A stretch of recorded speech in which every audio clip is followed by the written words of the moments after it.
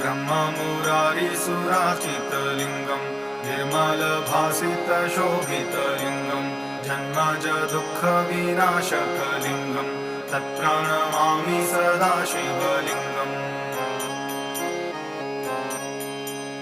देवमुनिप्रवराचितलिङ्गं कामदहमकरुणाकरलिङ्गं रावणदर्पविनाशनलिङ्गं तत्प्रणमामि सदा शिवलिङ्गम्। सर्वसुगन्धिसुलेपितलिङ्गं बुद्धिविवर्धनकारणलिङ्गं सिद्धसुरासुरवन्दितलिङ्गं तत्प्रणमामि सदा शिवलिङ्गम्। कनकमहामणिभूषितलिङ्गं फणिपतिवेष्टितशोभितलिङ्गं